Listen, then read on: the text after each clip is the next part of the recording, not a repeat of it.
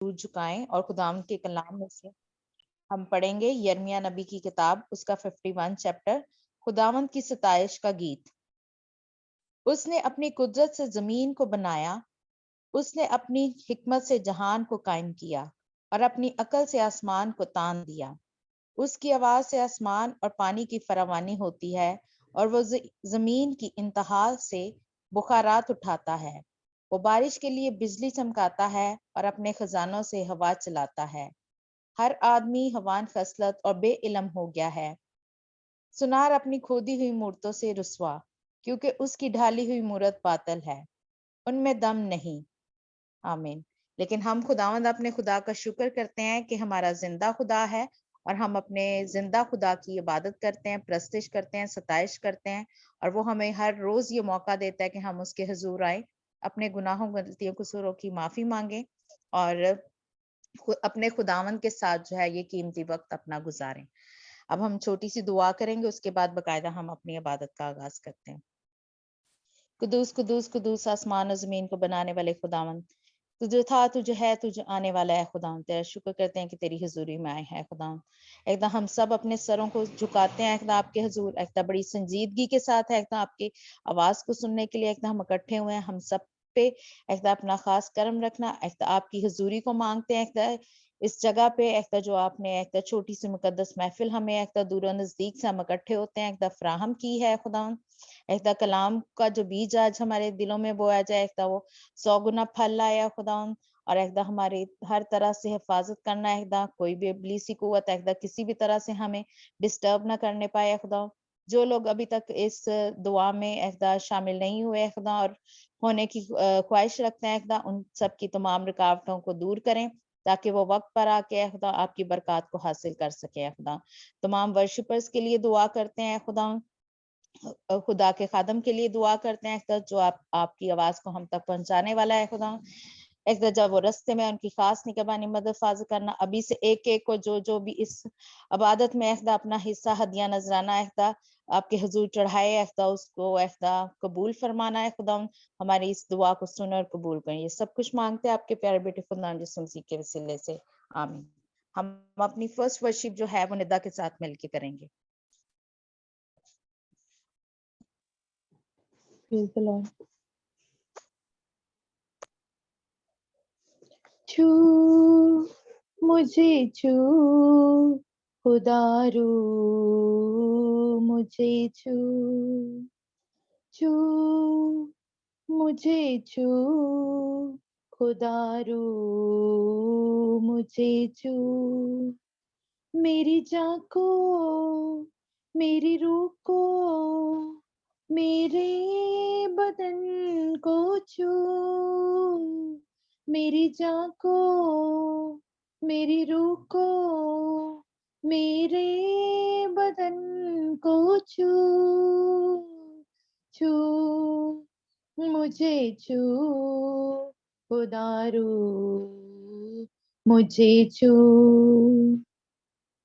मट्टी को कुम्हार जैसे हाथों से अपने सवारे, यूं ही कलामे खुदावन गूंदे हमें और निखारे।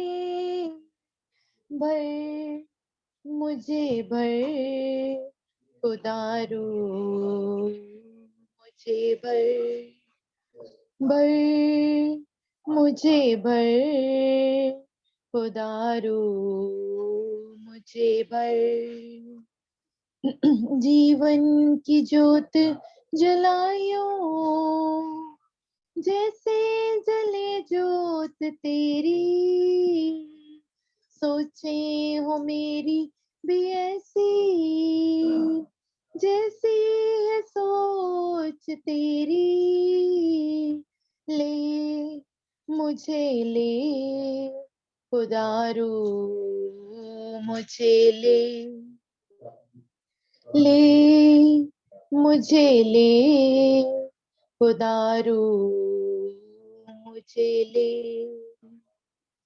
आलूदगी जिस्म जाकी रोके तो दूर कर दे, खौफे यहोवा हो कामिल, पाकीज़गी से भर दे, दो मुझे दो खुदारू, मुझे दो, दो मुझे दो खुदारू, मुझे दो। आमीन आमीन आमीन। Praise the Lord, God bless you. हम अपनी नेक्स्ट वर्शिप जो है वो सिस्टर रानी के साथ मिलके करेंगे, सिस्टर सुरैया के साथ। Okay, praise the Lord. मैं गीत 82 गाऊंगी। तेरा 81 तेरा प्यार है बड़ा, तेरा प्यार है बड़ा। तेरा प्यार है बड़ा, तेरा प्यार है बड़ा, मैं जो पहले मुर्दा था तूने डाली मुझ में जान। तेरा प्यार है बड़ा, तेरा प्यार है बड़ा, मैं जो पहले मुर्दा था तूने डाली मुझ में जान। क्यों ना बोलूं फिर मैं तेरी जय जयकार, क्यों ना बोलूं फिर मैं तेरी जय जयकार, जय जयकार जय जयकार। तूने मेरे लिए क्या कुछ ना किया, जय जयकार जय जयकार। तूने मेरे लिए क्या कुछ ना किया। मेरी सूरत बिगड़ी थी, मेरा ये दिल था खाली, तूने सजा खून से ताके आए हरियाली। मेरी सूरत बिगड़ी थी, मेरा ये दिल था खाली, तूने सजा खून से ताके आए हरियाली। क्यों ना बोलूं फिर मैं तेरी जय जयकार, क्यों ना बोलूं फिर मैं तेरी जय जयकार, जय जयकार जय जयकार। तूने मेरे लिए क्या कुछ ना किया, जय जयकार जय जयकार। तूने मेरे लिए क्या कुछ ना किया। जो आई दिल में है खुशी, जो पाई मैंने जिंदगी, और तूने मेरे शाफिया, तूने ही है मुझको दी। जो आई दिल में है खुशी, जो पाई मैंने जिंदगी, और तूने मेरे शाफिया, तूने ही है मुझको दी। क्यों ना बोलूं फिर मैं तेरी जय जयकार, क्यों ना बोलूं फिर मैं तेरी जय जयकार, जय जयकार जय जयकार। तूने मेरे लिए क्या कुछ ना किया, जय जयकार जय जयकार। तूने मेरे लिए क्या कुछ ना किया। तूने रूह से भर दिया, अपनी शक्ति मुझको दी, ताकि दूं मैं गवाही तेरे जी उठने की। तूने रूह से भर दिया, अपनी शक्ति मुझको दी, ताकि दूं मैं गवाही तेरे जी उठने की। क्यों ना बोलूं फिर मैं तेरी जय जयकार, क्यों ना बोलूं फिर मैं तेरी जय जयकार, जय जयकार जय जयकार। तूने मेरे लिए क्या कुछ ना किया, जय जयकार जय जयकार। तूने मेरे लिए क्या कुछ ना किया। तेरा प्यार है बड़ा, तेरा प्यार है बड़ा, मैं जो पहले मुर्दा था तूने डाली मुझ में जान। तेरा प्यार है बड़ा, तेरा प्यार है बड़ा, मैं जो पहले मुर्दा था तूने डाली मुझ में जान। क्यों ना बोलूं फिर मैं तेरी जय जयकार, क्यों ना बोलूं फिर मैं तेरी जय जयकार, जय जयकार जय जयकार।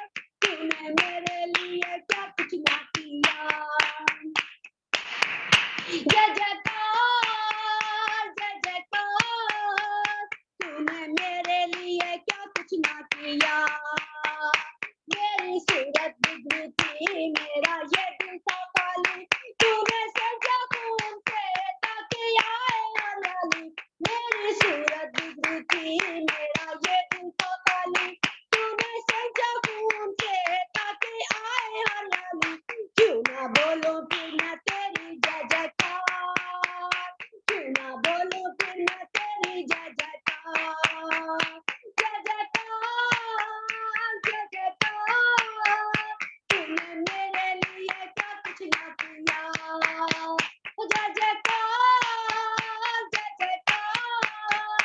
तूने मेरे लिए क्या कुछ ना किया hallelujah praise the Lord Hallelujah. Praise the Lord. God bless you.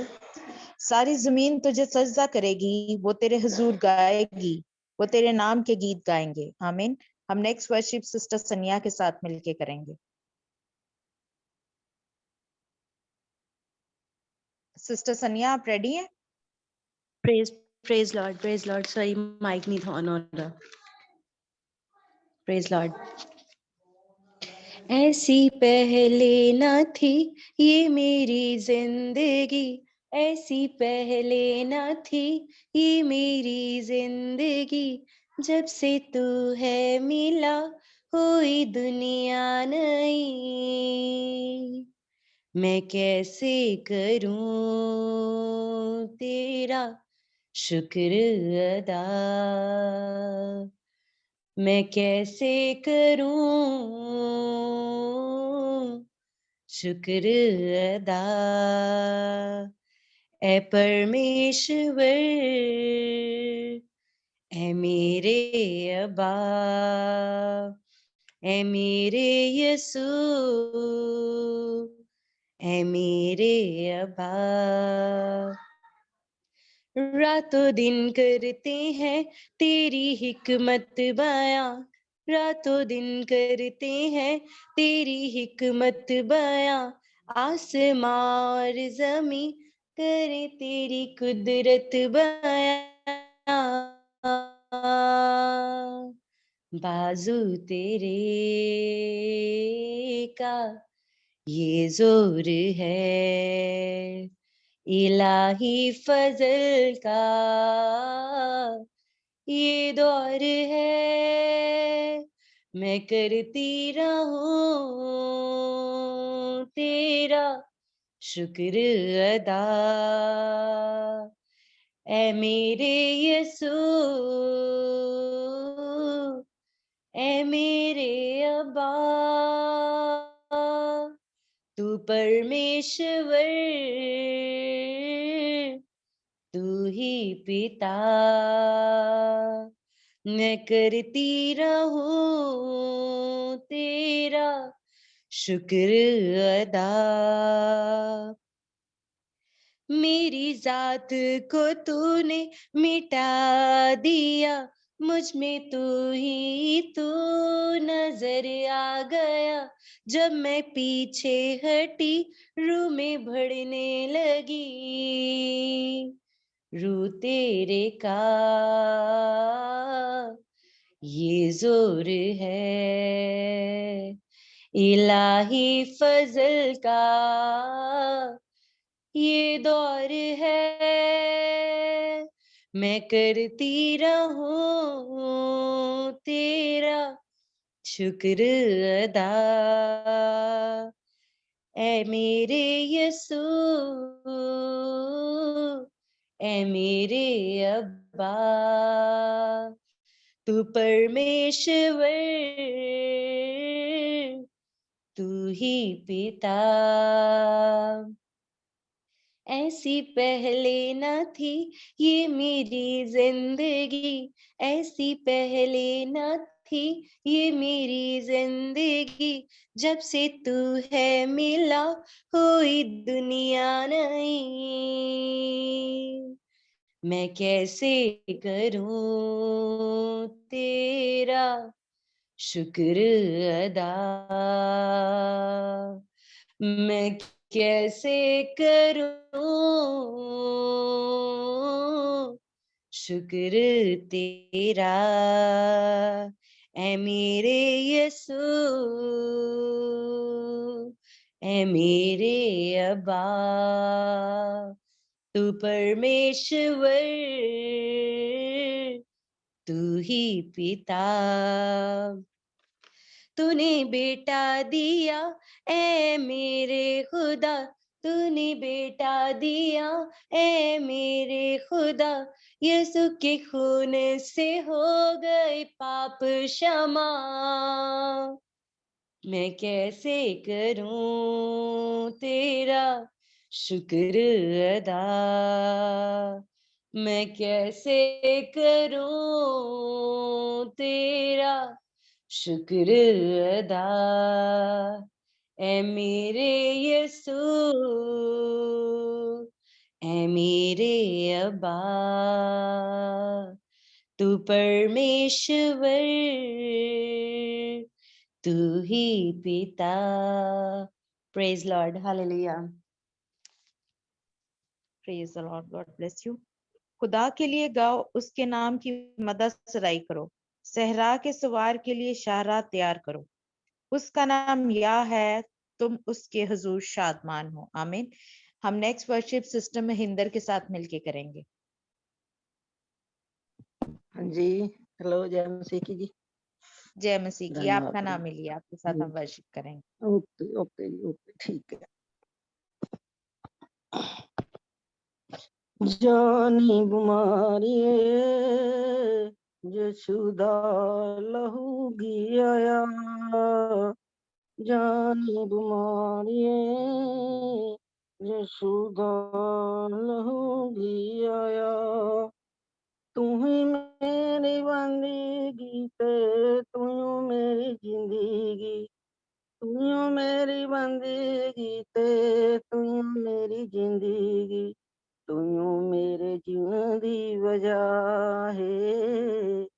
जानी बीमारी यशुदा लहू आ गया, जानी बीमारी चेते कर दी मैं तेनू यशु नाम ने हराया सगा, चेते कर दी मैं तेनू यशु नाम ने हराया सगा। यशु दे लहू ने तेनू जड़ी तो मिटाया सगा, यशु दे लहू ने तेनू जड़ी तो मिटाया सगा। मेरियां ए खुशियां नू, मेरियां ए खुशियां नू रोक के बखा, जानी बीमारिये यशुदा लहू गया, जानी बीमारिये तू ही मेरी जिंदगी ते तू मेरी बंदगी, तू मेरी जिंदगी ते तू मेरी बंदगी, तू मेरी जिंदगी ते तू मेरी बंदगी। आजा हुण मेरियां खुशियां नू रोक के विखा, जानी बीमारिये यशुदा लहू गया, जानी बीमारिये मेरे कोल यशु नाम तेरे कोल की है, मेरे कोल यशु नाम तेरे कोल की है, मेरे कोल जिंदगी ते तेरे कोल मौत है, मेरे कोल जिंदगी तां तेरे कोल मौत है। मैनू हुण आजाद नू, मैनू हुण आजाद नू कैदी क्यों लूंगी बना, जानी बीमारिये यशुदा लहू गया, जानी बीमारिये। हालेलुया, धन्यवाद प्रभु। खुशी दियां आवाजां मेरे कन्नी पैणियां, मेरे ते न हुण सदा दासियां ही रहणगियां। खुशी दियां आवाजां मेरे कन्नी पैणियां, हुण ना मेरे ते कदी दासियां ही रहणगियां।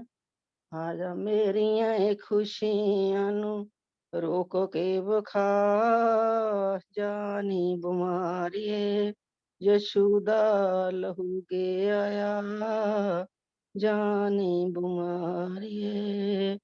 तू ही मेरी बंदगी ते तूं मेरी जिंदगी, तूं मेरी बंदगी ते तूं मेरी जिंदगी, तूं मेरे जीवन दी वजह है।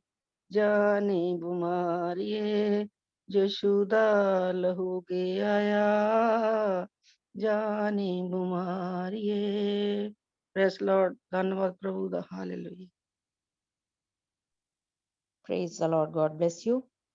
यीशु ने फिर धन्यवाद। उनसे मुखातिब होकर कहा, दुनिया का नूर मैं हूँ, जो मेरी पैरवी करेगा वो अंधेरे में ना चलेगा बल्कि जिंदगी का नूर पाएगा। आमीन। हम खुदावंद का शुक्र करते हैं कि हम जो है वो जिंदगी का नूर पाते हैं जब हम खुदावंद के पास आते हैं।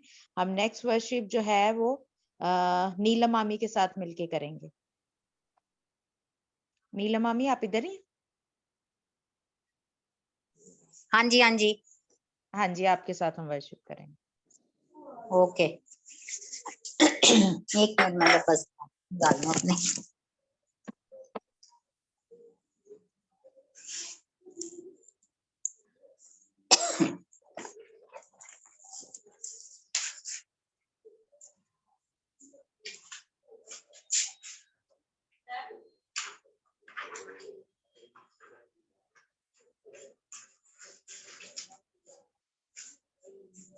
ओके, हम उतनी देर वर्स पढ़ते हैं।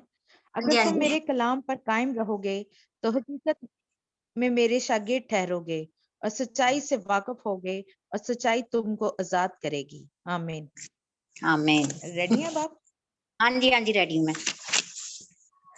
Okay, God bless you. रब खुदावंद बादशाह है, ओ जलाल दा बादशाह है।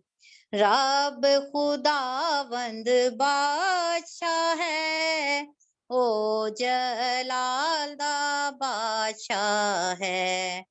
ऊंचे करो सिर दरवाजे, ऊंचे हो सब दारो, ऊंचे करो सिर दरवाजे, ऊंचे हो सब दारो। जान जलाल दा बादशाह वे, सिर तद ऊंचे करो। जान जलाल दा बादशाह आवे, सिर तद ऊंचे करो।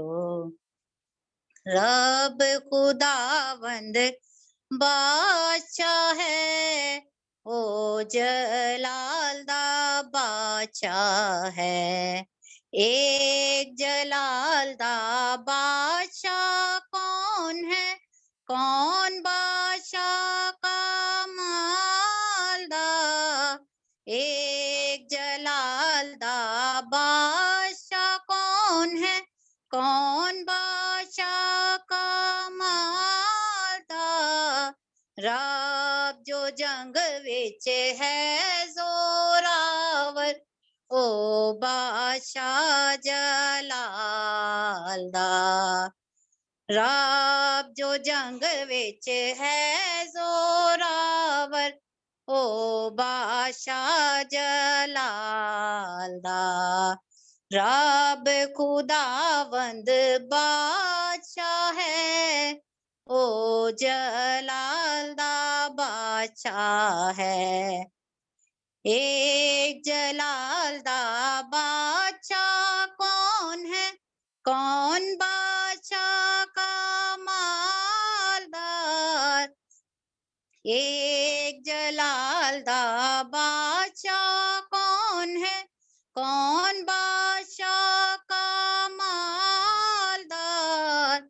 लश्करां दा रब यहोवा, ओ बादशाह जलाल दा।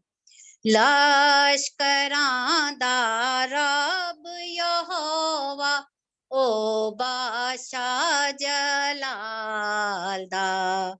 रब खुदावंद बादशाह है, ओ जलाल दा बादशाह है। आमीन। Praise the Lord. आमीन। Praise the Lord. अब वक्त हुआ जाता है कि हम इबादत के दूसरे हिस्से में शामिल हों, जहाँ पे हम खुदावंद की आवाज को सुनेंगे। और सिस्टर शाहीन से रिक्वेस्ट करती हूँ कि कलाम के लिए और खुदावंद के खादम के लिए दुआ करें।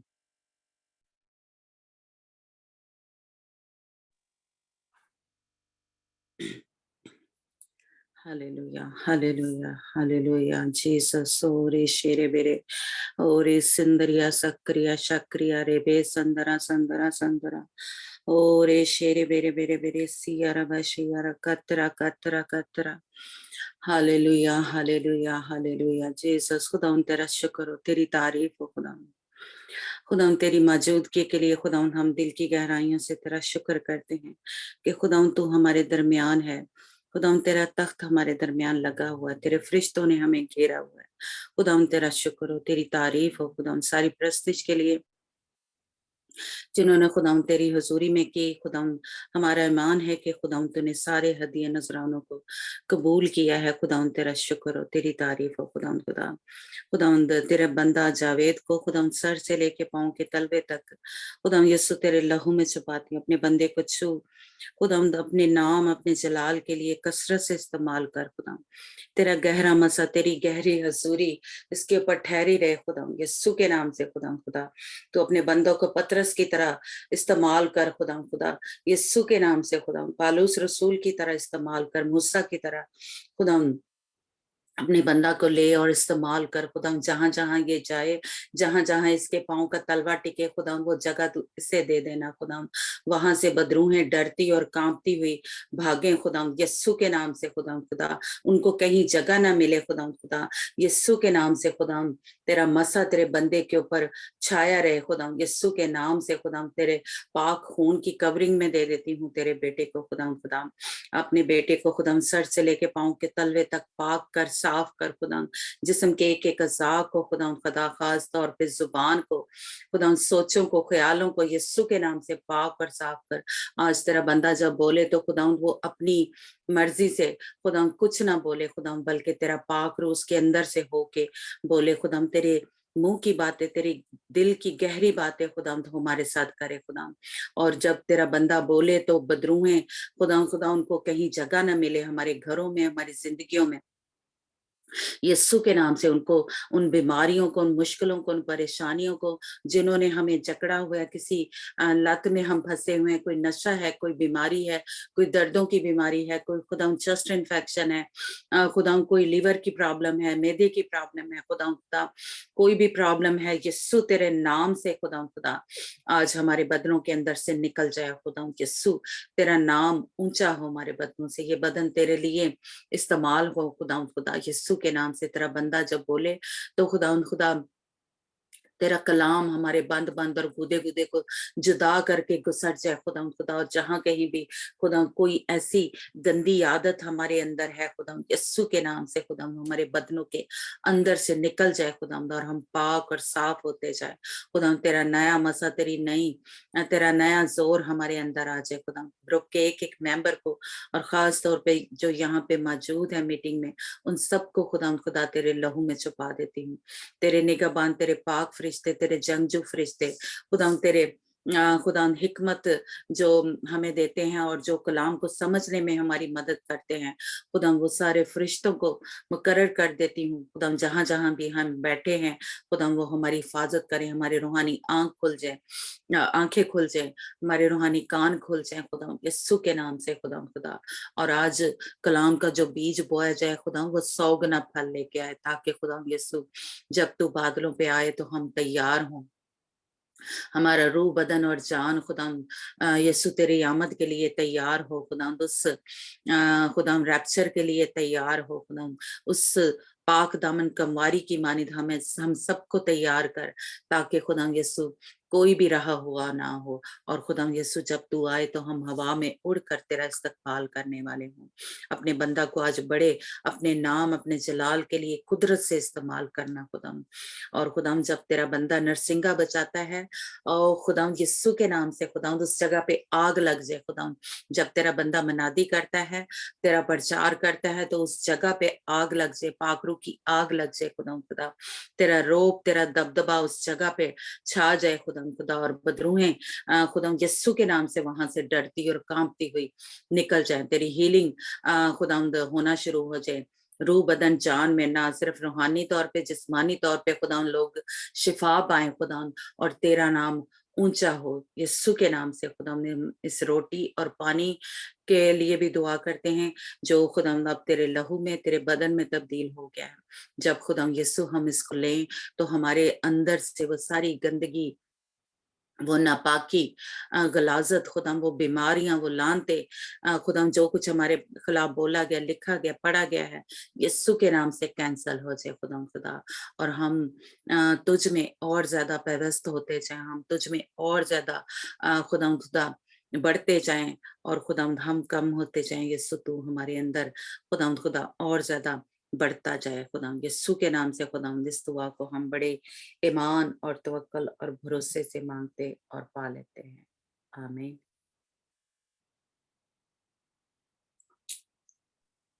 आमीन। भगवान से पानी को पिए और रोटी को लें।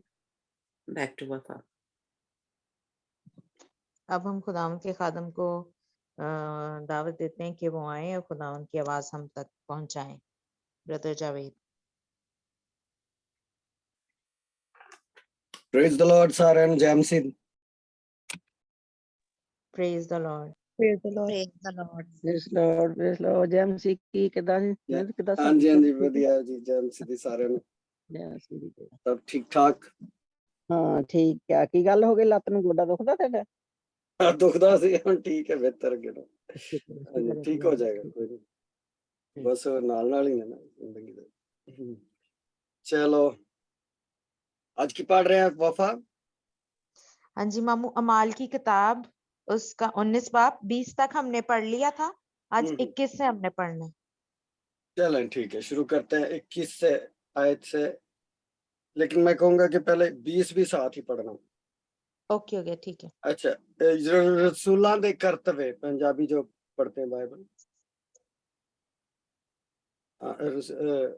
अच्छा, सो अमाल की किताब उसका 19वां चैप्टर, हाँ 20वीं वर्ष भी साथ ही पढ़ना। चले पढ़े। ओके। 20 वर्ष। अमाल की किताब उसका 19 बाब उसकी 20 आयत से, इसी तरह खुदावंद का कलाम जोर पकड़कर फैलता और गालिब होता गया। जब ये हो चुका तो पौलुस ने जी में ठाना कि मकदूनिया और अखिया से होकर यरूशलेम को जाऊं, और कहा कि वहां जाने के बाद मुझे रोमा भी देखना जरूर है। बस अपने खिदमत गुजारों में से 2 शख्स यानी तिमोथियस और अरास्तिसियस को मकदूनिया में भेजकर आप कुछ अरसा आसिया में रहा। उस वक्त इस तरीक की बाबत बड़ा फसाद उठा। एक मिनट। ओके, थोड़ा सा यही इसी पे पहले गौर कर लेते हैं, फिर आगे चलते। अच्छा, 20वीं वर्ष में आपने पढ़ा है कि इसी तरह खुदावंद का कलाम जोर पकड़कर फैलता और गालिब होता रहा। अब उसके बाद आज हम पढ़ेंगे कि ये जो ना एक जो अर्ली मसीही जो थे, इन लोगों के ऊपर पूरी बड़ी मुसीबत भी आई। तो जब मसीह का खुदावंद का यीशु का कलाम फैलता है तो रुकावटें भी आती हैं। ये बताना चाह रहा हूँ कि पहले चैप्टर के पहले हिस्से में हम देखते हैं कि खुदावंद का कलाम बड़े जोर से फैला, और अब मिडल में हम देखते हैं कि बाइबल में 20वीं वर्ष में लिखा है कि इसी तरह खुदावंद का कलाम जोर पकड़कर फैलता और गालिब होता रहा। तो उसके बाद हम देखेंगे कि इफिसस में बलवा हुआ, यानी कि लड़ाई झगड़ा फसाद और क्रिश्चियनों के खिलाफ जो है एक पूरी तहरीक चल उठी। तो जब इसका मतलब यह है कि मसीहत जहां भी गई है वहां पे उसको कहीं भी कोई फूलों की सेज या बड़ा कोई आरामदेह माहौल नहीं मिला। ये जैसे ही खुदा का कलाम जोर पकड़ता है, फैलता जाता है, लेकिन खुदा के कलाम की खूबी ये है कि ये फैलता है, यू नो। तो उसके बाद जो जो दुश्मन है, जो शैतान है, अबलीस है, उसको भी मुसीबत पड़ जाती है। याद रखे कि जहाँ खुदा का कलाम फैलना शुरू होता है या फैलता है, वहां पे बदरूहों को, जो दुष्ट आत्माएं हैं, उनको भी मुसीबत पड़ जाती है। ये एक अलार्म है और ये एक साइन भी है कि खुदा का काम हो रहा है इस जगह पे। चले और उसके बाद हम देखते हैं कि क्योंकि खुदा का कलाम जोर पकड़ता और फैलता और गालिब होता गया, और जब ये हो चुका तो पौलुस ने जी में ठाना कि मकदूनिया और इखिया से होकर यरूशलेम को जाऊं। तो अब पौलुस रसूल ने जो जी में ठाना, तो यकीनन इसका मतलब ये कह सकते हैं आप कि उसको पाक रूह ने इतना सा आगाह किया कि तू इन सारे एरियाज में होता हुआ जा। और वो क्या, या मकदूनिया इखिया से होकर यरूशलेम को जाऊं, और कहा कि वहां जाने के बाद मुझे रोमा भी देखना जरूर है। तो खुदा के रूह ने उसको, क्योंकि आपको पता है कि पौलुस रसूल का अगर आप पैटर्न देखें तो खुदा के रूह की तहरीक से वो चलता था। और इसके खतों से भी आपको पता चलेगा कि ये जो उसका पूरा मिशनरी ट्रिप जो है, पूरा मिशनरी रोड मैप जो है मुझे खुदा के। फिजूल नहीं पसंद बोलना, करती हूँ। हाँ जी, सबा माइक बंद करो। हाँ। तो सारे जो उसका जो पूरा रोड मैप है, वो पाक रूह की हिदायत से तैयार किया गया था कि कहाँ कहाँ जाना है। खुदा ने उसको सबको उधर क्या होगा ये सारी बातें उसको नहीं बताई थी, लेकिन खुदा ने उसको एक रोड मैप दिया था कि यूं तूने यहाँ जाना, यहाँ जाना, यहाँ जाना, इन शहरों में जाना। तो यहाँ हम देखते हैं कि पौलुस रसूल यरूशलेम में जाऊंगा और वहां से रोमा को भी देखना जरूर है। ये पाक रूह की हिदायत से ही उसका जो एक रोड मैप जो था वो उसने तैयार किया था। बस अपने हम खिदमत गुजारों में से दो, यानी तमुथियस और अरास्तस को मकदूनिया में भेजकर आप कुछ अरसा आसिया में रहा। तो उस पौलुस जो है वो हमेशा लोगों के साथ ट्रैवल करता है, कोई ना कोई दो लोग उसके साथ होते हैं।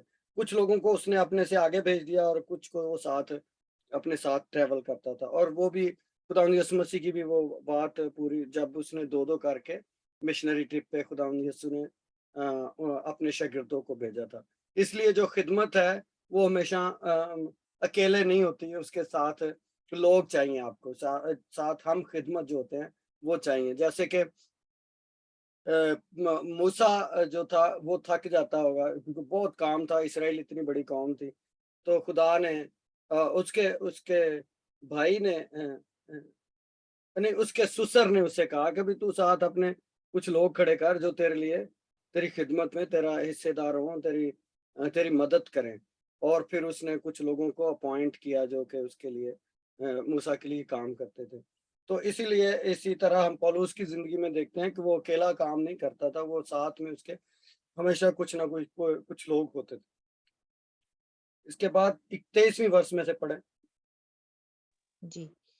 उस वक्त इस तरीक की बाबत बड़ा फसाद उठा, क्योंकि देमेत्रियस नाम एक सुनार था जो अरतमिस के रूह पहले मंदिर बनवा कर उस पेशा वालों को बहुत काम दिलवा देता था।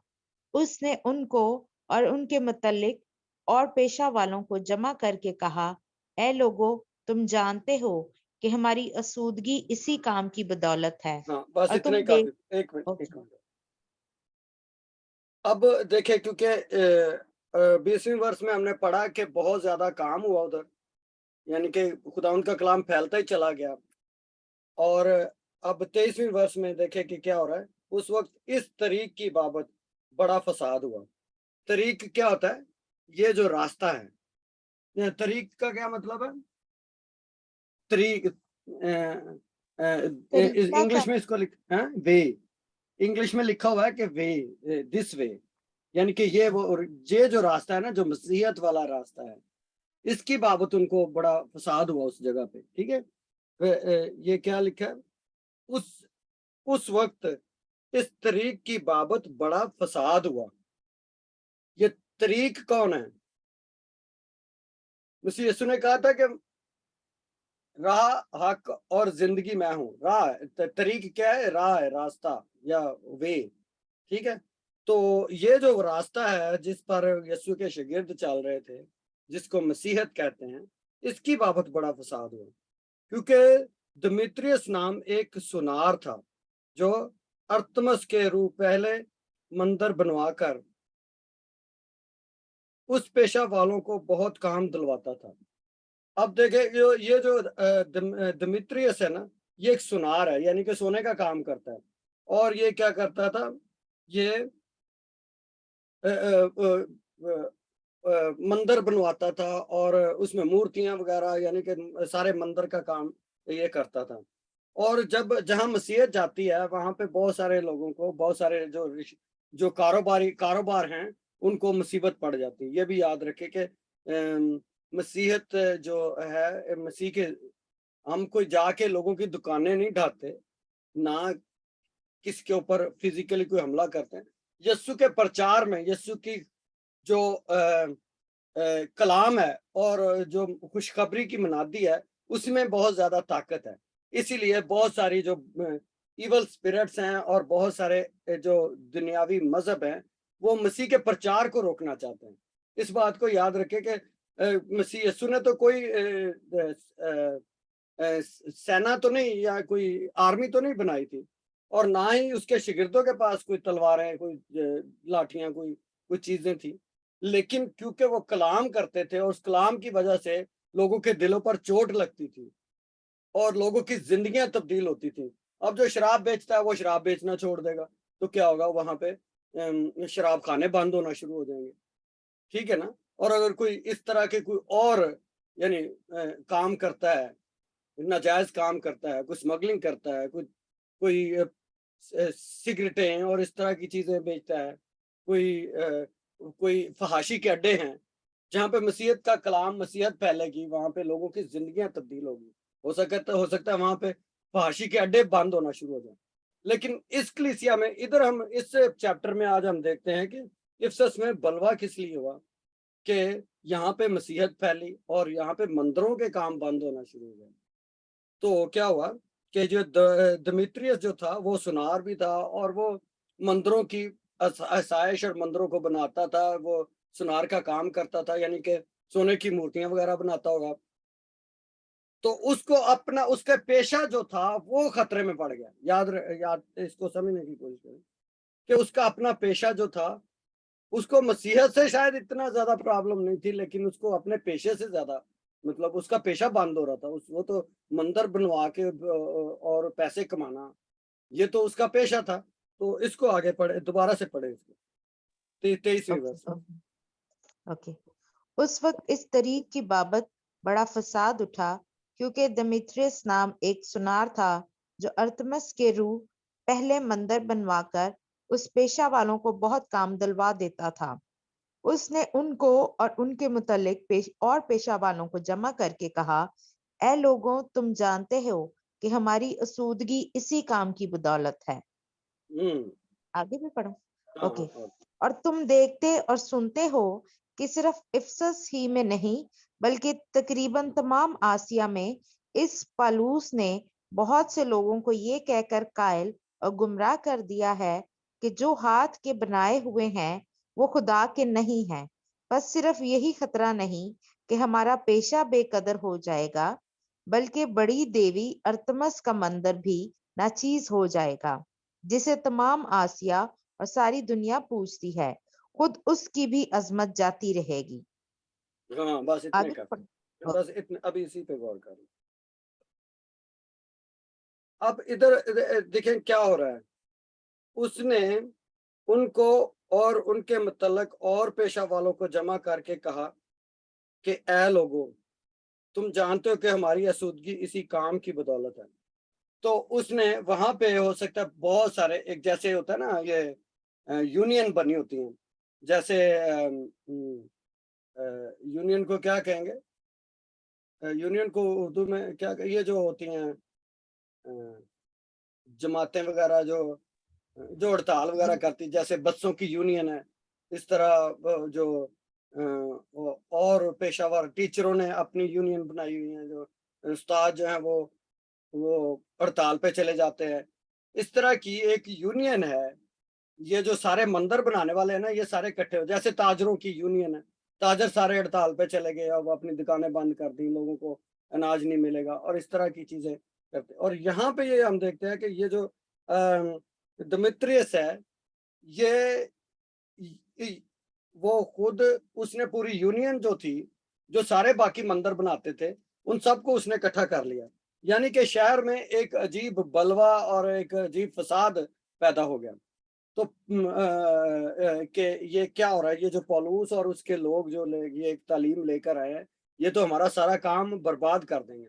तो हो क्या रहा है, अब पौलुस ने किसी के साथ कोई ज्यादती नहीं की, ना किसी को गाली निकाली, ना चपेड़ मारी, ना कोई डांग सोटा, ना कोई उसने वो कोई शहर के ऊपर कोई फौज लेके चढ़ाई कर दी, कुछ भी नहीं। सिर्फ इतना है कि वो यीशु का कलाम सुनाता था और सही तालीम देता था। तो उसी से जो है इन सबको मुश्किल पड़ जाती है। याद रखें कि जहाँ खुदावन का कलाम जो है वो खुशबू की मानद है, वो एक रोशनी है, और उससे जहालत जो है वो जाती रहती है, और उससे फिर जो जाहिल लोग होते हैं उनको मुसीबत पड़ जाती है कि इस काम को, इस मुनादी को कैसे रोका जाए। और अगर वो मुनादी को रोकते हैं तो फिर यानी यही उनकी अचीवमेंट है, और तो वो ऐसा कुछ कर नहीं सकते। तो वो मुख्तलिफ हीले और हरबे और बहाने बनाकर यीशु की मुनादी को रोकना चाहते हैं। बेसिकली इब्लीस का काम भी यही है कि किसी तरह से लोगों को नूर से और रोशनी से दूर रखा जाए। तो इसके हम ये देखते हैं कि आज के कलाम के मुताबिक जो दिमित्रियस है, जो कि खुद सुनार था और पेशे के लिहाज से उसने, और वो मंदिर बनाया करता था, उसने मंदिर बनाने वाले जो बाकी लोग थे, पूरी यूनियन को अपने साथ उसने मिला लिया और शहर में एक बलवा और शहर में एक फसाद बर्पा कर दिया। किन के खिलाफ? पौलुस और उसके लोगों के कुछ जो नए मसीही थे उस वक्त के इफिसस में, उनके खिलाफ। और लिखा है कि तमाम पेशा वालों को जमा करके कहा, ऐ लोगों, तुम जानते हो कि हमारी आसूदगी इसी काम की बदौलत है। यानी कि उसको अपने काम की बहुत फिक्र थी कि ये कहीं ये तो आके कह रहा है कि यीशु ही खुदावंद है, यीशु ही की पूजा करनी चाहिए, बाकी हाथ के बनाए हुए बुतों में कोई वो आपकी मदद नहीं कर सकते, जिनको आप खुद झाड़ पूछ करते हो, जिनको अपने कंधों पर उठाकर एक जगह से दूसरी जगह लेके जाते हो, वो आपकी मदद कैसे कर सकते हैं? नहीं। तो वो कह रहा है कि आपको पता है कि हमारा जो काम चलता है, कारोबार चलता है, ये मंदिरों की वजह से चलता है, ये मूर्तियां जो हम बनाते हैं इसकी वजह से चलता है। तो अगर पौलुस की तालीम पर अमल किया जाए तो हमारा कारोबार ठप हो जाएगा। तो कहता है कि ये हमारा काम जो है, हमारी इसी काम की बदौलत हमारी ये सूदगी है, यानी कि हमें पैसे मिलते हैं, हम कारोबार करते हैं, हमें हमारा बिजनेस चलता है। तो 26वीं वर्ष में इस तरह है कि और तुम देखते और सुनते हो कि सिर्फ इफिसस ही में नहीं बल्कि तकरीबन तमाम आसिया में, आसिया का मतलब एशिया में, इस पौलुस ने बहुत से लोगों को ये कहकर कायल और गुमराह कर दिया है कि जो हाथ के बनाए हुए हैं वो खुदा नहीं। बस सिर्फ यही खतरा नहीं है कि हमारा पेशा बेकदर हो जाए, बल्कि बड़ी देवी अर्थमस का मंदिर भी नाचीज हो जाएगा। अब बड़ी देवी है उनकी, वो जो है उसका मंदिर भी नाचीज हो जाएगा। उसको अब दूसरा खतरा ये पड़ गया कि ये एक तो हमारा कारोबार ठप हो जाएगा, दूसरा बड़ी देवी जो अर्थमस है। अब वहां के लोग जो अर्थमस को देवी मानते हैं, बड़ी देवी अर्थमस का मंदिर जो नाचीज हो जाएगा, और तमाम आसिया में सारी दुनिया जिसे तमाम आसिया में सारी दुनिया पूजती है, खुद उसकी अजमत जाती रहेगी। अब देखें ये क्या उसका आर्गुमेंट है, या मतलब किस तरह वो बंदा जो दिमित्रियस है वो किस तरह सोच रहा है कि अगर पौलुस रसूल को इसी तरह प्रचार करते रहने दिया गया तो हमारी जो देवी है, हमारा जो बिजनेस है, वो तो खतरे में है ही, बल्कि हमारा भगवान भी खतरे में है। जो या हमारी देवी जो है जिसकी हम पूजा करते हैं, जिसकी अर्थमस जो है वो भी खतरे में है।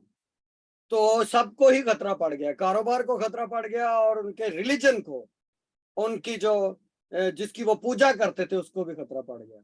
इसीलिए बहुत सारे बहुत सारे मुल्कों में मसीहत के कलाम को फैलने पर जो होता है ना, फैलाने पर पाबंदी लगाई जाती है। याद रखें कि ये जो जितनी भी हम लॉज वगैरह देखते हैं वो एक्चुअली ऐसे कवानीन जो बनाए जाते हैं वो जो फ्री स्पीच होती है, यानी कि सबको इक्वली इक्वल ग्राउंड दिया जाए, सबको यानी कि लेवल प्लेइंग फील्ड जिसको बोलते हैं वो दी जाए, वो मसीहों को नहीं दी जाती। ज्यादातर मुल्कों में आप देखेंगे कि बहुत रिस्ट्रिक्शंस हैं, मसीहों को मसीहत का प्रचार करने से रोका जाता है। हम कोई मतलब कोई टेररिस्ट ऑर्गेनाइजेशन तो नहीं है, लेकिन हमें सिर्फ बात करने से अगर रोक दे तो हम वो उनका मकसद जो है वो पूरा हो जाता है। अब पौलुस इधर क्या कर रहा है, वो बातें करता है ना लोगों के साथ, कहता है कि ये खुदा नहीं, ये सच्चा खुदा है। तो इसी बात पे क्या है कि पूरा शहर जो है वो हिल गया है और जो एक यूनियन जो है, जो मंदिर बनाने वाली यूनियन है वो इकट्ठी हो गई है और उन्होंने लोगों को ये कहकर अपने साथ मिला लिया कि हमारी देवी भी जो है ना जिसकी हम पूजा करते हैं वो भी खतरे में पड़ गई है। अब देखे सिर्फ इसका मतलब ये है कि खुदावन के कलाम में क्या है, कुदरत है और कुव्वत है कि वहां के कारोबारी लोग भी जो नजायज गलत काम करते हैं, कारोबार करते हैं, और वहां के जो मजहबी फिरका है, जो मजहबी लोग हैं, और यहाँ तक कि उनका अपने खुदा भी खतरे में। क्यों? क्योंकि लिखा है कि वो देवी जो है वो भी उसकी देवी जो लिखा है, देवी अर्थमस का मंदिर भी नाचीज हो जाएगा। ठीक है ना? 27वीं। बस सिर्फ यही खतरा नहीं है कि हमारा पेशा खतरे, बल्कि पेशा बेकदर हो जाएगा, बल्कि बड़ी देवी, वो बड़ी देवी है तो वो कैसे खतरे में? कई लोग मतलब बड़ा अपने मजहब को बढ़ा चढ़ा के पेश करते हैं, लेकिन जैसे ही मसीहत के प्रचार की बात आती है तो वो क्या करते हैं, वो अपने आप को वो मसीहियों पे कदगन लगाना शुरू कर देते हैं। तो बस सिर्फ यही खतरा नहीं कि हमारा पेशा बेकदर हो जाएगा, बल्कि बड़ी देवी अर्थमस का मंदिर भी नाचीज हो जाएगा सिर्फ बात करने से। देखे पौलुस रसूल सिर्फ लोगों के साथ बात करता है, उनको कायल करता है, तो उससे क्या पूरा का पूरा जो उनका मजहब का ढांचा है वही नीचे गिर रहा है कि उनकी देवी का जो मंदिर जो है नाचीज हो जाएगा। और जिसे तमाम आसिया और सारी दुनिया पूजती है, यानी कि अर्थमस जो देवी थी, इसको कहते हैं डियाना शायद इंग्लिश में बोलते हैं। तो एनीवे, सो अर्थमस जो देवी थी, जिसे वो कहता है जिसे सारी दुनिया पूजती है, खुद उसकी भी अजमत जाती रहेगी।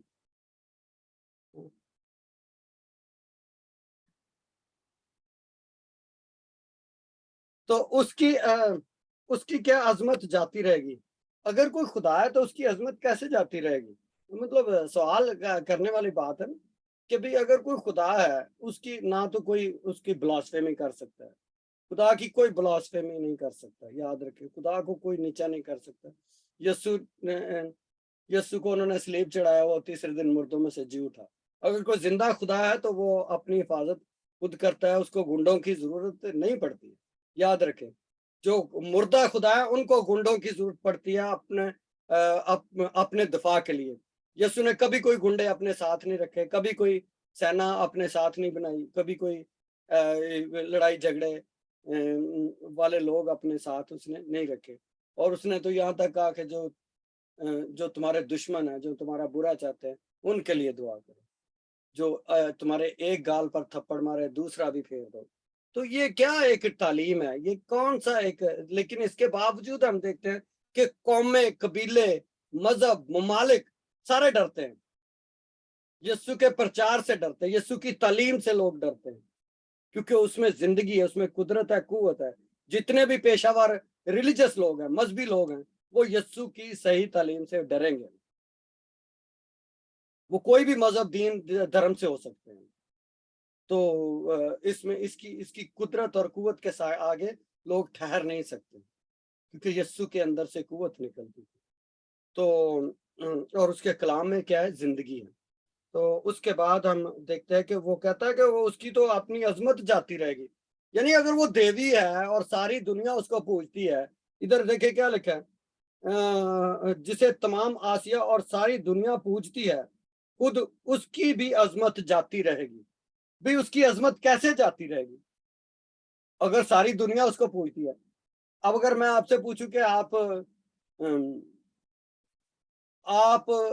जो आपका खुदा है उसको आप क्यों पूजते हैं? जी इसलिए पूजते हैं कि क्योंकि सारी दुनिया उसको पूजती है। ये तो कोई आर्गुमेंट नहीं है। मुझे आप पूछे कि यीशु को आप क्यों पूजते हैं, तो मैं कहूंगा यीशु ने मेरी जिंदगी बदली है। यीशु कुदरत वाला खुदा है। यीशु जैसा कोई नहीं है, नहीं। तो मतलब कोई आर्गुमेंट होता है, कोई बात होती है। यीशु ने मुझे शफा दी, यीशु ने मुझे जिंदगी दी, यीशु ने मुझे सेहत दी, यीशु ने मेरी मुश्किलात में से मुझे निकाला, यीशु ने मेरे दिल को चेंज किया, मुझे एक नया इंसान बनाया, मुझे नए सिरे से पैदा किया। मैं एक मतलब एक लिस्ट है जो चीजों की मैं गिनवा सकता, लेकिन ये कोई लिस्ट नहीं होती कि जी क्योंकि उसे सारी दुनिया पूजती है मैं भी उसको पूजूं। ये कोई आर्गुमेंट नहीं है। तो दिमित्रियस क्या आर्गुमेंट दे रहा है कि जी क्यों जिसको सारी दुनिया पूजती है उसकी उसकी अजमत या उसकी इज्जत वो जाती रहेगी। अगर पौलुस को कलाम करने दिया तो देखे आर्गुमेंट देखे इसमें क्या है। अगर पौलुस को इसी तरह इजाजत दे दी कि वो प्रचार करता रहे यीशु का, तो हमारी जो देवी है, सबसे बड़ी देवी है, उसकी इज्जत जाती रहेगी। ये क्या आर्गुमेंट है? मतलब समझ नहीं आती। लोग इतना मसीह के कलाम से इतना खौफजदा है।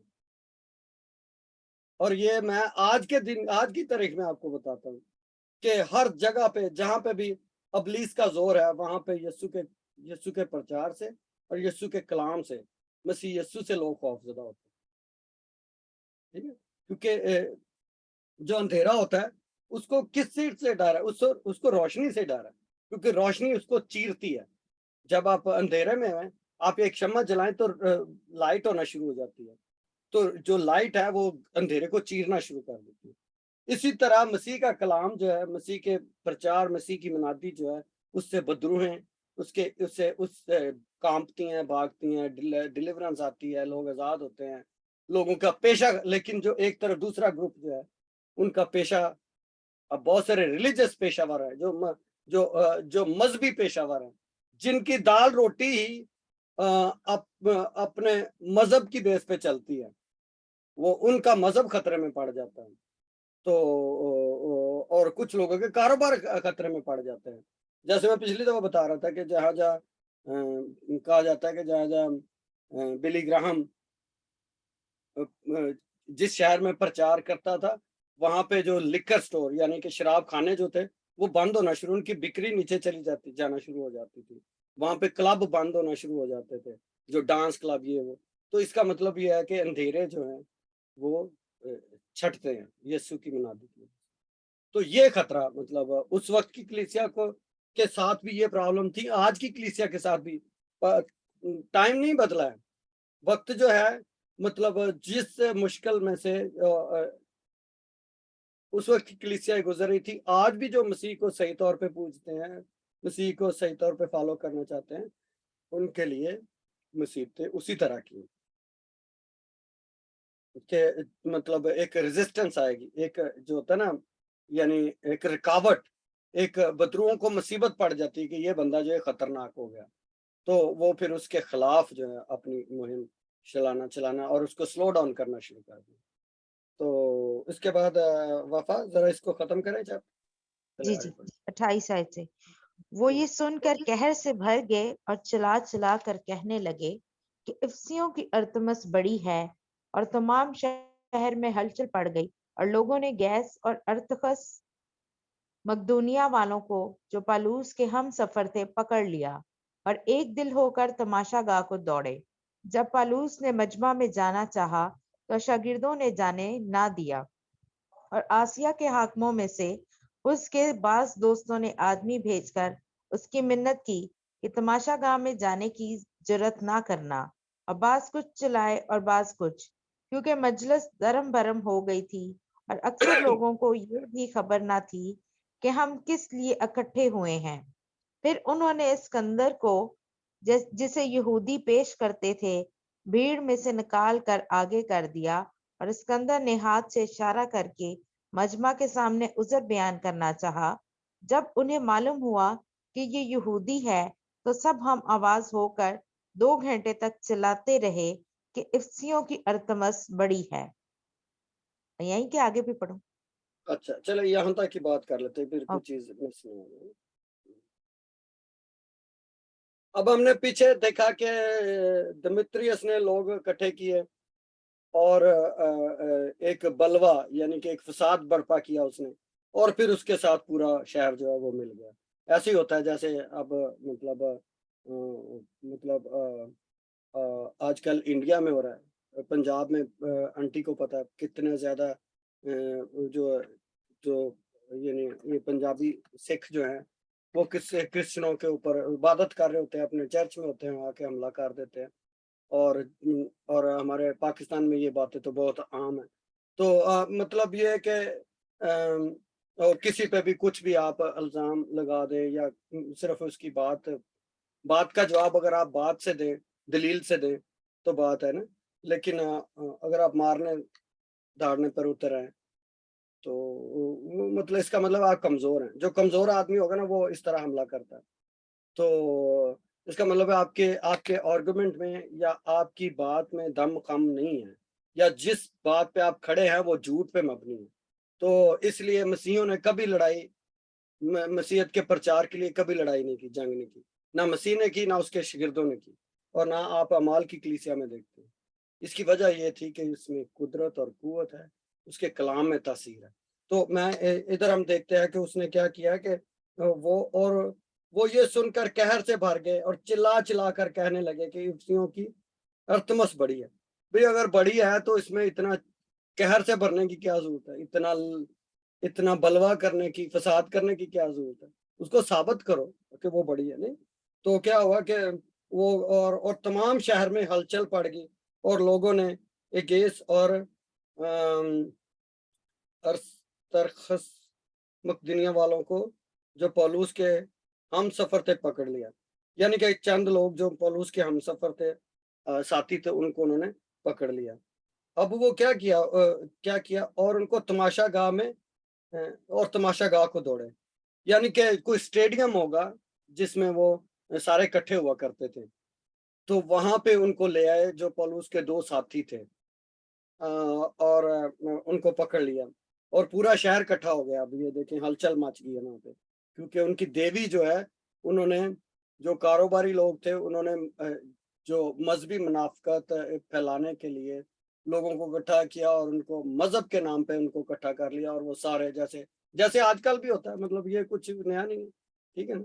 वो मसीतों में ऐलान करना शुरू कर देते हैं, जो फलाने ने फलाना कर दिया, ये कर दिया, वो कर दिया, और पूरा शहर इकट्ठा हो जाता है। और उनमें से कुछ होते हैं उनको पता ही नहीं होता कि ये क्या रहा है, वो वैसे ही साथ चलना शुरू हो जाते हैं, जैसे इधर भी हम देखते हैं। तो इसका मतलब है कुछ भी बदला नहीं है, सारी चीजें वैसे ही चल रही। और ये देखें, और तमाम शहर में हलचल पड़ गई और वो अच्छा ये हो गया। और वो उन दोनों को लेकर कहाँ गए, तमाशा गाह में दौड़े।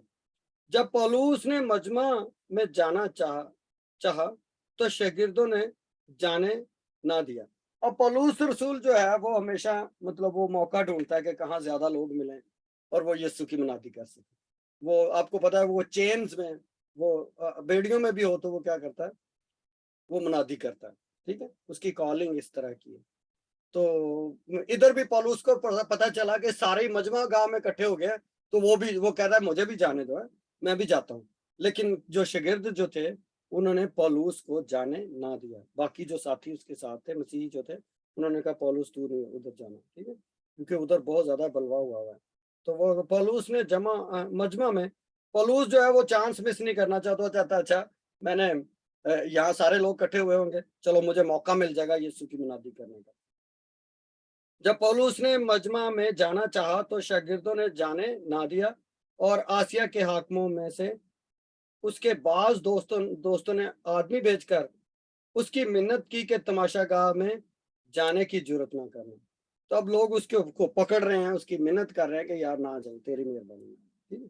और बाज कुछ चिल्लाए और बाज कुछ, क्योंकि मजलिस दरम बरम हो गई थी और अक्सर लोगों को यह भी खबर ना थी कि हम किस लिए इकट्ठे हुए हैं। ठीक है ना, समझ आ रही है आपको सारी बात की? बहुत लोगों को पता ही नहीं होता कि वो किस लिए, वो लेकिन हजूम के साथ चल रहे थे। फिर उन्होंने सिकंदर को, जिसे यहूदी पेश करते थे, भीड़ में से निकाल कर आगे कर दिया और सिकंदर ने हाथ से इशारा करके मजमा के सामने उज़र बयान करना चाहा। अब सिकंदर भी पहले मसीहों में से एक था और उन्होंने कहा कि अच्छा ये भी इनके साथ है, चलो इसकी गवाही सुनते हैं। लेकिन सिकंदर जब बोलने लगा तो क्या हुआ, जब उन्हें मालूम हुआ कि ये यहूदी है तो फिर सब तो सब हम आवाज होकर कोई 2 घंटे तक चलाते रहे कि इफिसस की अर्थमस बड़ी है। कितने घंटे तक? 2 घंटे तक ये लोग अपनी देवी की पूजा करते रहे और उसके गीत गाते, गुण गाते रहे कि ये बहुत बड़ी देवी है। अच्छा, तो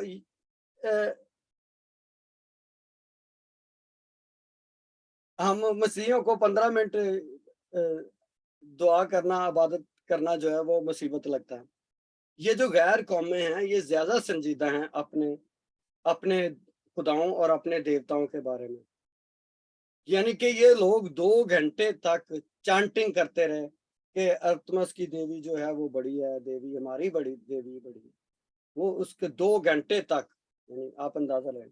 यीशु ने तो अपने शिगिर्दों से कहा था, क्या तुम मेरे साथ 1 घंटा भी ना जाग सके? याद है? जागो और दुआ करो ताकि आजमाइश में ना पड़ो।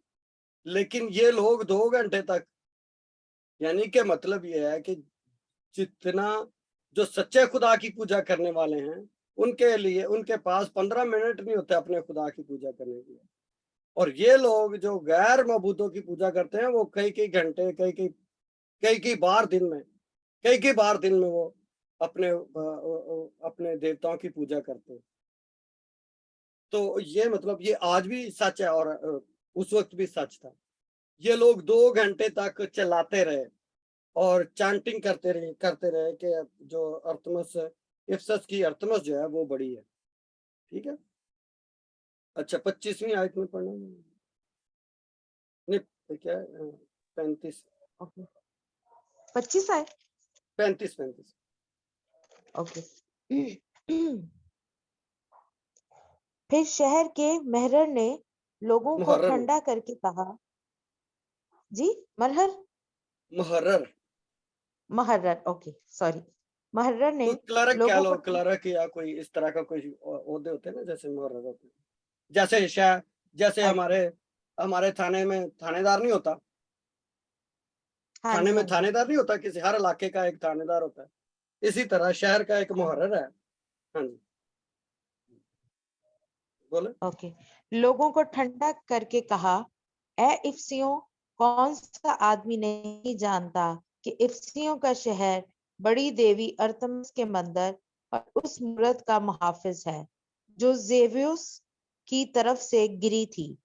बस जब कोई इन बातों के खिलाफ नहीं कह सकता तो वाजिब है कि तुम इत्मीनान से रहो और बेसोचे कुछ ना करो, क्योंकि ये लोग जिनको तुम यहाँ लाए हो ना मंदिर को लूटने वाले हैं ना हमारी देवी की बदगोई करने वाले। बस अगर डेमेत्रियस और उसके हम पेशा किसी पर दावा रखते हो तो अदालत खुली है और सूबादार मौजूद हैं, एक दूसरे पर नालिश करें।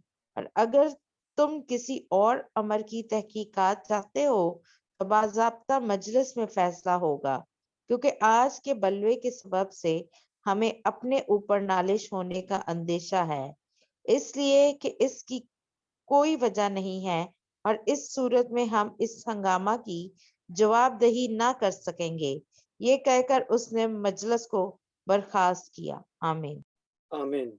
अब देखें कि उन्हीं में से खुदा के प्लान और मंसूबे जो होते हैं ना वो हमारी समझ से बाहर होते हैं। एक बलवा हुआ है, एक फसाद बर्पा हो गया है। तो खुदा ने इब्तदाई कलीसिया को जगह जगह बहुत सारी मुसीबतों में से निकाला, आज भी निकालता है खुदा। बहुत सारी ऐसी मिसालें हैं और ऐसे एक्सपीरियंसेस हैं जिसमें खुदा के लोग बताते हैं कि किस तरह खुदा ने उनको किस तरह मुसीबत में से निकाला जब वो खुदा की खिदमत कर रहे थे। तो यहाँ पे हम देखते हैं कि जब सिकंदर अपना मुंह खोलने लगा तो वो एक मुहर्रर जो था, जिसने जो थानेदार आप कह लें उसको, मतलब मुहर्रर को, आप मुझे नहीं पता क्या लफ्ज इसके लिए इस्तेमाल हो सकता है, लेकिन जो उस इलाके का जो इंचार्ज जो था ना, उसने क्या किया, उसने कहा कि अगर ये बलवा इस तरह होता रहा तो जो है ना, जो रूमी जो जिनकी हुकूमत थी, वो शहर में अगर अमनो ईमान का मसला हो तो रूमी हुकूमत जो वहाँ के मुहर्रर थे उनसे भी पूछ प्रतीत हुआ करती थी। तो भाई तुझे शहर का मुहर्रर मुकर्रर किया हुआ है तो ये सारा बलवा क्यों हुआ? तो इसलिए ये मुहर्रर ने क्या किया कि मैं समझता हूँ कि ये खुदा का प्लान और मंसूबा था कि खुदा अपने चंद लोगों को जो इफसस में थे उनको बचाए।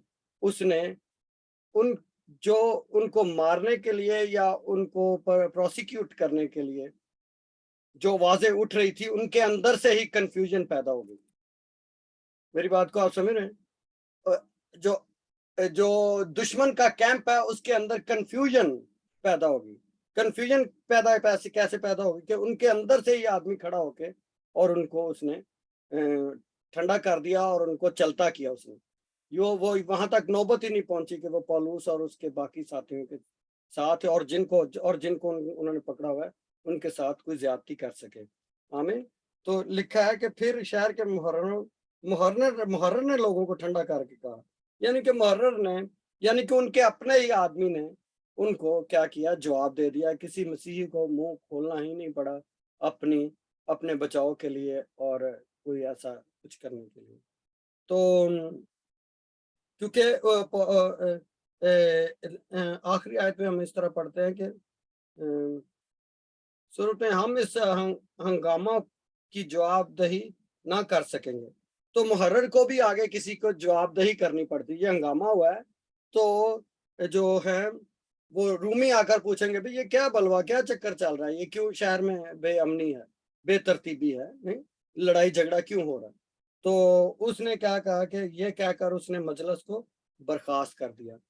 वो जो एक स्टेडियम जो था उसमें लोग इकट्ठे हुए थे, स्टेडियम कह लें उसको या क्या, तमाशागाह जिसको बोलते हैं, तमाशागाह इधर लिखा हुआ है। उसने तमाशागाह में लोग इकट्ठे हो गए, उन्होंने चंद मसीहों को पकड़ा और फिर जब एक बंदा सिकंदर बात करने लगा तो मुहर्रर जो उनका अपना ही उस शहर का जो इंचार्ज था उसने टेक ओवर कर लिया और उसने सारे बलवा जो था उसको ठंडा कर दिया। और इस तरह खुदावंद का कलाम फिर से फैलना शुरू होगा। तो जहाँ पे खुदावंद का कलाम फैलेगा वहाँ पे रुकावटें आएंगी, वहाँ पे मुसीबतें आएंगी, वहाँ पे बलवा होगा, वहाँ पे लोग इस कलाम के अगेंस्ट उठ खड़े होंगे। तो मुझे पता नहीं टाइम कितना हो गया, लेट मी चेक टाइम। हाँ जी, चलो अभी टाइम है भी हो 10 गया मेरे मिनट। ख्याल है। ठीक, ओके। हाँ जी, अभी कोई था और टाइम। अभी टाइम है? जी जी 10-15 मिनट है, आप कर सकते हैं। अच्छा, अरे फिर मुझे निकाल लेने मैंने तो बंद कर दी। फिर शहर के मुहर्रर ने लोगों को ठंडा करके कहा, ए इफसियों, कौन सा आदमी नहीं जानता कि इफसियों का शहर बड़ी देवी अर्थमस के मंदिर और उस मूरत का मुहाफिज है। तो इसका मतलब ये है कि इफसस का शहर जो था वहां पे बहुत सारे मंदिर थे और ये शहर जो था बाकी इस मंदिर और और ये जो मूर्तियां वगैरह जो थी उनका मुहाफिज था, जो यूईस की तरफ से गिरी थी। यानी ये भी याद रखे कि जो अर्थमस की देवी जो थी वो यूईस की तरफ से गिरी थी, यानी कि वो जैसे आसमान से इसको कहा जाता है एस्ट्रॉयड। आपने ये कुछ शायद नाम सुना होगा, आपको पता है ना फिजा में बहुत सारे पत्थर जो हैं वो घूम रहे होते हैं, जैसे सितारों की देवी। सितारों की देवी कह सकते हैं आप। तो ये एक पत्थर था जो वहां पे गिरा था, ऊपर से गिरा था, जिसको वो कह सकते हैं कि आसमानी पत्थर है, तो कुछ भी उसको नाम दे ले, वो लोग अपने अपने अकीदे के मुताबिक। तो मैं अगर आपको दिखा सकूं तो मैं देखता हूँ, अगर मैं अपनी स्क्रीन शेयर कर सकूं। यानी स्क्रीन शेयर किधर है बेगम? स्क्रीन शेयर किधर? अच्छा, शेयर स्क्रीन। अच्छा, ये है। एक मिनट, ये देखें, ये है मंदिर जो अब आज इसका ये हाल है, जिसको कहते हैं बड़ी देवी है। आपको नजर आ रहा है मेरी स्क्रीन? जी जी आ रही है नजर। हाँ, ये जो मंदिर है ना, अर्थमस का मंदिर जो है, ये जो एक इतना सा ये जो वो रह गया है, किला जैसा, ठीक है ये।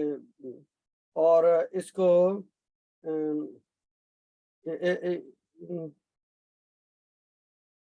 एक मिनट, इधर और भी कोई हो सकता है हमारे पास पिक्चर।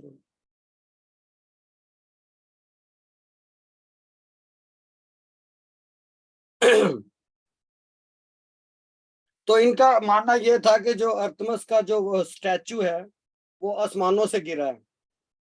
तो जबकि हमें पता है कि आज साइंस ने इस बात को साबित कर दिया है कि बहुत सारे पत्थर जो है वो गिरते रहते हैं आसमानों से ना।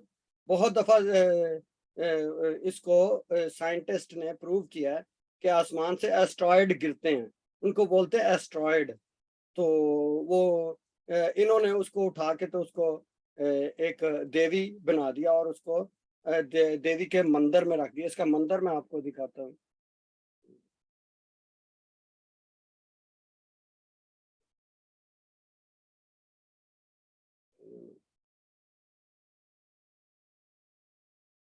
ये है इसका मंदिर। इस तरह का मंदिर था। इसके पिलर जो थे, इसके अंदर उन्होंने उस मूर्ति को रख दिया था, और और इसको कहते हैं टेम्पल ऑफ डयाना। और इसके जो पिलर जो थे, ये टेम्पल जो था, ये कोई 160 पिलर जो हैं इनके ऊपर खड़ा था। इसकी जो पुरानी शायद ये है।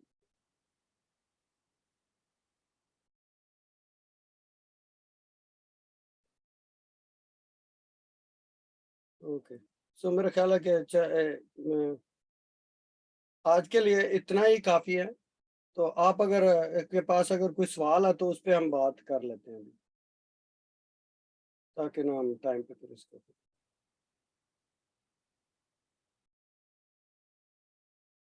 तो खुदावंद आप सबको इस कलाम के वसीला से बरकत दे। और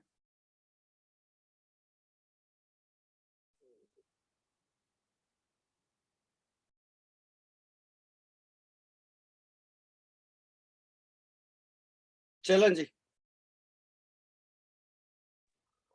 आपकी प्रेयर है मामू जी। हाँ, अगर किसी का कोई क्वेश्चन नहीं है तो फिर अगर किसी की कोई प्रेयर रिक्वेस्ट है तो प्लीज वो बता दे अपनी प्रेयर रिक्वेस्ट।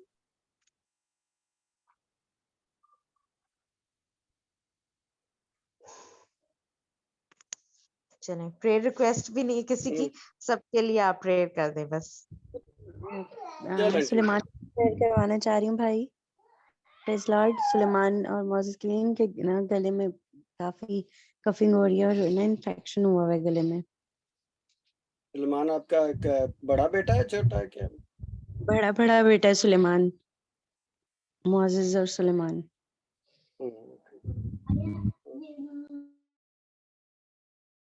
दोनों बीमार है?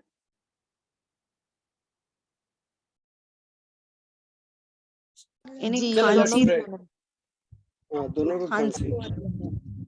हाँ जी, वो काफी दिनों से नहीं जा रही।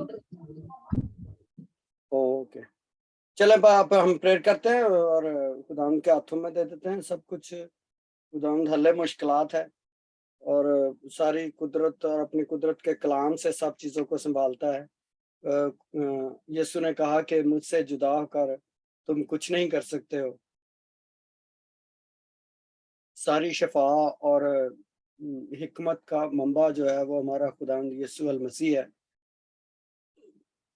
दवाइयाँ भी तब भी असर करती हैं जब खुदावंद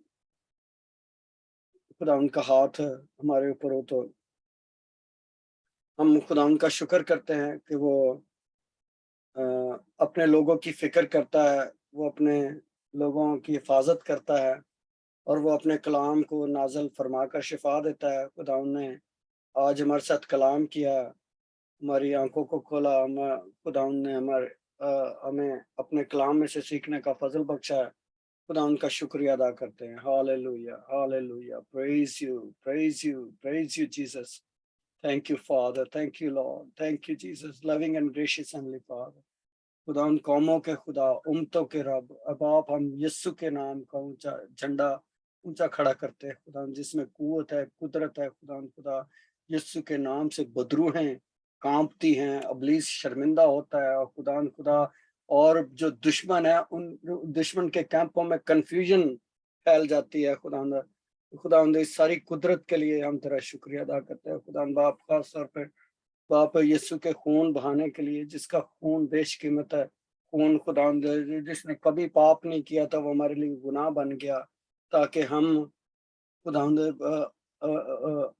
अबदी हलाकत से बच जाएं। हम तेरी इस मेहरबानी के लिए हम तेरा शुक्रिया अदा करते हैं। खुदा तूने हमें खुदा घूरे में से निकाला, हमें जिंदगी, सेहत, तंदुरुस्ती और खुदा तूने हमें बख्शी और नजात सबसे बढ़कर है। खुदा तूने हमें नजात की रागनी दिया है। हम तेरा शुक्रिया अदा करते हैं। Thank you father for all the blessings of God. Thank you for your word ओ खुदा, तेरे कलाम पर तेरी मोहर हो खुदा। और खुदा तेरे कलाम को हम और ज्यादा गहरे तौर पर जानते रहें। और खुदा हम तेरा शुक्र करते हैं इस कलाम के लिए बाप। उन सारी मेहरबानियों के लिए तेरा शुक्र करते हैं। खुदा जब तक तेरा बेटा यीशु नहीं आ जाता, हम तेरे कलाम को और गहरे तौर पर जाने और इस पर गौर करें और अपनी जिंदगी में अप्लाई करें। खुदा हम सीखें कि किस तरह खुदा पहली कलीसिया के लोग तेरी खिदमत करते रहे बाप। तेरा शुक्र करते हैं, तेरे पाक रूह की मदद और हिफाजत के लिए तेरे शुक्र करते हैं। दुनिया भर में अपने लोगों की मदद कर रहा है खुदा यीशु के नाम की खातिर। खास तौर पे जो तेरे नाम की गवाही और तेरी मुनादी करते हैं बाप, उनके साथ मदद कर रहा बाप, ताकि तेरा कलाम जोर पकड़ता रहे जैसे पहली कलीसिया में जोर पकड़ता रहा। खुदा खास तौर पे सुलेमान के लिए, खुदा मोसेस के लिए, इन बच्चों के लिए खुदा तुझसे मिन्नत करते हैं। खुदा आप अपना हाथ बढ़ा और इनको छू। खुदा सुलेमान की सारी खांसी और गले की इन्फेक्शन यस्सु के नाम से दफा हो जाता रहे यस्सु के नाम में। और खुदा ये बच्चा मुकम्मल तौर पर सेहतमंद और तंदुरुस्त हो खुदा। और घर में खुदा खुशी और शादमानी है बाप। खुदा सनिया के लिए और खुदा सारे इनके सारे खानदान के लिए खुदा तेरी बरकत और सलामती की दुआ करते हैं। खुदा ग्रुप में बाकी सब लोग जो खुदा जिन्होंने आज पार्टिसिपेट किया खुदा और तेरे नाम को जलाल दिया है। खुदा बहन अमनदीप के लिए, आंटी के लिए और सरिया एंड फैमिली के लिए खुदा हम तेरा शुक्र करते हैं। सुशीला के लिए खुदा हम तेरा शुक्रिया अदा करते हैं। खुदा मदद करता रहे अपनी बच्ची की भी। अब आप वफा के लिए, इसकी सारी वफादारी के लिए हम तेरा शुक्र करते हैं। भाई लड्डू और उसके खानदान के लिए तेरी बरकत और सलामती की दुआ करते हैं। और जितने लोग खुदा इस ग्रुप में नहीं आए उन सब के साथ हो खुदा, मुझे, मेरी वाइफ को, मेरे बच्चों को यीशु के खून में छुपाकर पाक तेरे स्पुर्द करता हूं। इस ग्रुप को खुदा, इनके खानदानों को खुदा तेरे बेटे यीशु के खून में छुपाकर तेरे स्पुर्द करता हूँ। खुदा हमारी सारी जंगों को तू ही लड़ता है। खुदा हम तेरा शुक्र करते हैं ऐसे वफादार खुदा के लिए जो हर वक्त हमारी मुसीबतों में, तंगियों में हमारे साथ खड़ा रहता है। हम तेरा शुक्र करते हैं खुदा, हमारी उम्मीद हमेशा तुझ में बंधी रहे जब तक यीशु नहीं आ जाता। खुदा तेरा शुक्र, तेरे नाम की तारीफ हो। और खुदा इस ग्रुप को और ज्यादा तरक्की दे खुदा, और बड़ा, और इस ग्रुप के खानदानों में बेदारी आए खुदा बाप। और खुदा पाक रूह जुम्बश करे खुदा बाप, खुशी और शादमानी और पीस खुदा इनकी जिंदगियों में, जो कि हमारा खुदा जो हमारी समझ से बाहर है खुदा, वो इनके खानदानों में खुदा बाप रिजाइड करे, ठहर जाए यीशु के नाम में। खुदा हम सारी जरूरतों को अपने खजाना से पूरा करता है, यीशु के नाम में खुदा इस दुआ को मांगते हैं और पा लेते हैं। आमीन आमीन hallelujah hallelujah. Hallelujah. Praise God. लो जी खुश रहो। हालेलुया। आवाज